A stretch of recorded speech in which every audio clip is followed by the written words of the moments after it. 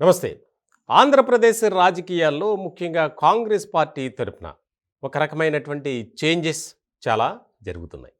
ముఖ్యంగా ఏపీసీసీ చీఫ్‌గా షర్మిల నియామకం తర్వాత ఆ పార్టీలో ముఖ్యంగా ఆంధ్రప్రదేశ్‌కి సంబంధించినటువంటి వ్యవహారాల్లో చాలా కీలకమైనటువంటి మార్పులు, చేర్పులు చోటు చేసుకుంటున్నాయి. ఇట్లాంటి సందర్భంలో త్వరలో ఆంధ్రప్రదేశ్‌లో జరగబోయే ఎన్నికలకు సంబంధించి 175 నియోజకవర్గాలు, అలాగే 25 పార్లమెంటు స్థానాలకు సంబంధించి దరఖాస్తులను ఆహ్వానించడానికి ఒక ప్రకటన విడుదల చేశారు.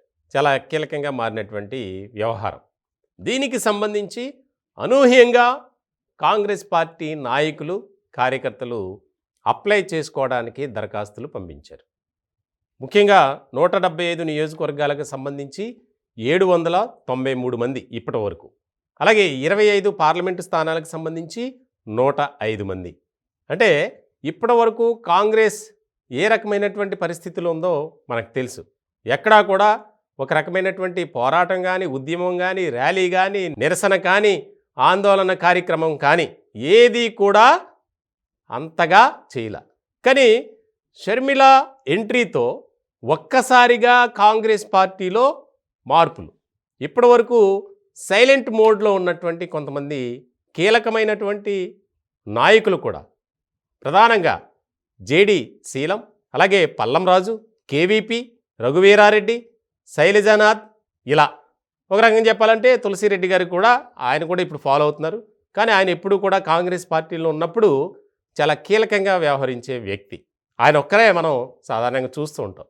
ఏదో ఒక వీడియో రిలీజ్ చేయటం, లేదా ప్రెస్ మీట్ పెట్టడం, ఆందోళన కార్యక్రమాలు చేయటం, ఇట్లాంటివి. ఆయన తప్ప మిగిలిన వారెవ్వరూ కాంగ్రెస్ పార్టీలో కీలకంగా వ్యవహరించట్లేదు అనేది వాస్తవం.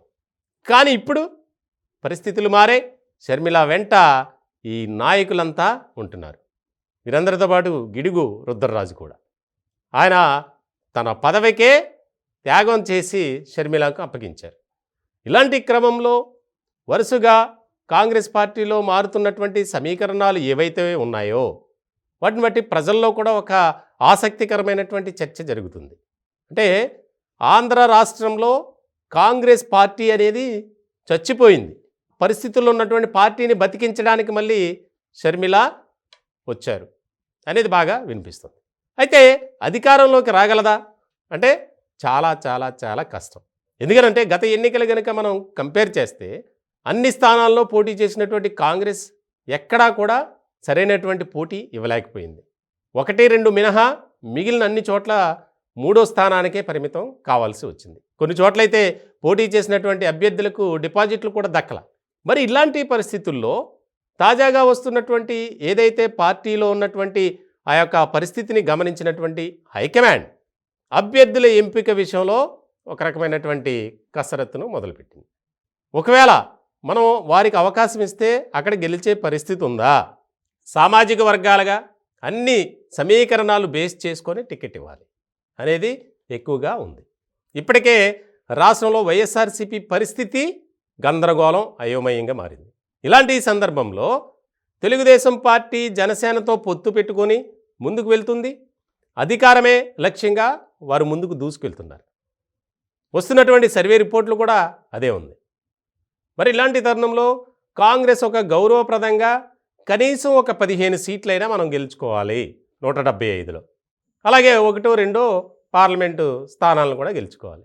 దీనికి సంబంధించి ఒక బాధ్యతను షర్మిలపై పెట్టారు.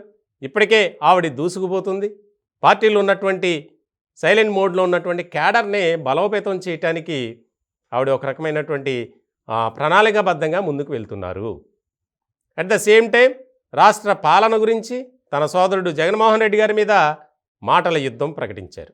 ఇలాంటి నేపథ్యంలో అనూహ్యంగా కాంగ్రెస్ పార్టీకి స్పందన రావటం, ముఖ్యంగా 175 నియోజకవర్గాలకు సంబంధించి ఒక్కొక్క నియోజకవర్గానికి 10 నుంచి 15 మంది పోటీ పడుతున్నారు. చాలా ఆసక్తికరంగా మారినటువంటి అంశం.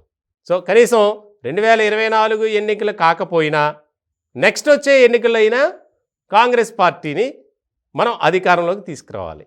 ఇది వారు ముందున్నటువంటి ఒక టాస్క్. సో మొత్తానికి కాంగ్రెస్ పార్టీ అయితే మేము కూడా బరిలో ఉన్నాం అని చెప్పుకోవడానికి ఇప్పుడు ప్రస్తుతానికైతే షర్మిల పాదయాత్ర కానీ, రోడ్ షోలు కానీ ఏవైనా పనిచేస్తాయి. కానీ సీట్లు గెలుచుకొని అధికారంలోకి వచ్చేటువంటి పరిస్థితి అయితే ఉండదు అనేది రాజకీయ వర్గాల్లో వినిపిస్తున్నటువంటి చర్చ.